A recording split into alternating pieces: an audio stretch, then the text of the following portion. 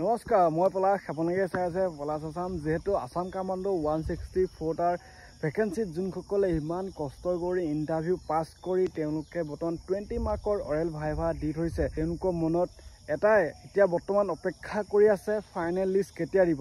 ভয় লাগি আছে কি হয়, লিষ্টত নাম আহিবনে নাই, চাকৰি পামনে নাই। আছাম কামাণ্ডো ভাই, আছাম কামাণ্ডো বহুত কষ্ট কৰিলোঁ 164টাৰ ভেকেঞ্চিত। এতিয়া 2022 চনৰ আছাম কামাণ্ডোৰ ইণ্টাৰভিউ ময়ো দিছিলোঁ, ৱেইট কৰি আছিলোঁ। ঘৰৰ মা দেউতা, ওচৰ চুবুৰীয়া, পৰিয়াল সকলোৱে মানে যে আছাম কামাণ্ডোৰ ইণ্টাৰভিউ ভাল হ'ব বা আছাম কামাণ্ডো বনিব, কিন্তু ফাইনেল লিষ্টত নামটো নাহিল। বহুত বেয়া লাগিল। তো এতিয়া সকলোৱে ৱেইট কৰি আছে।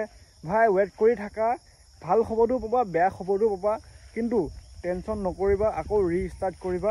এই আপডেটটো যিহেতু অফিচিয়েলিভাৱে এটা SLBত নটিচ প্ৰকাশ পাইছে, যোনসকলৰ বয়স বেছি হ'ব তেওঁলোকক চাকৰি দিব, যোনসকলৰ বয়স কমি থাকিব, যদি একেই নম্বৰ থাকে তেওঁলোকক ৰখাই দিব।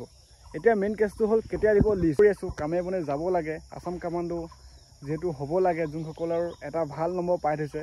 তো তেওঁলোকক কওঁ এই জুন জুলাই তেওঁলোকৰ সেই আছাম কামাণ্ডোৰ ইণ্টাৰভিউ যোনসকলে দি থৈছে তেওঁলোকৰ ইণ্টাৰভিউ ফাইনেল মেৰিট লিষ্ট প্ৰকাশ পাই যাব জুন জুলাইৰ ভিতৰত। যোনসকলে আছাম কামাণ্ডো চিলেকশ্যন হ'ব তেওঁলোকক সোনকালেও ট্ৰেইনিং কৰাব, যিহেতু এক্সট্ৰাকৈ তেওঁলোকৰ ট্ৰেইনিং। আৰু ABUB কনষ্টেবল এটা নিউ আপডেট দি থৈছোঁ। তোমালোকে মোৰ যদি পলাশ আছাম ইনষ্টাগ্ৰামটো যদি ফ'ল' কৰা নাই ফ'ল' কৰি ল'বা, আৰু যদি পলাশ আছাম ইউটিউব চেনেলটো ছাবস্ক্ৰাইব কৰি ল'বা। মানে চেক কৰিবা, ইউটিউব চেনেল এটা আছে, তাতে মই সকলোবোৰ ডিফেন্সৰ আপডেট দি আছোঁ। এইকেইদিন বিশেষকৈ নিউ ভেকেঞ্চিৰ ওপৰত আপডেট দি আছোঁ, ক'ত কিমান ভেকেঞ্চি আহিব সেইবিলাক। তো চেক কৰি ল'বা পলাশ আছাম ইউটিউব চেনেলটো আৰু ছাবস্ক্ৰাইব কৰি ল'বা।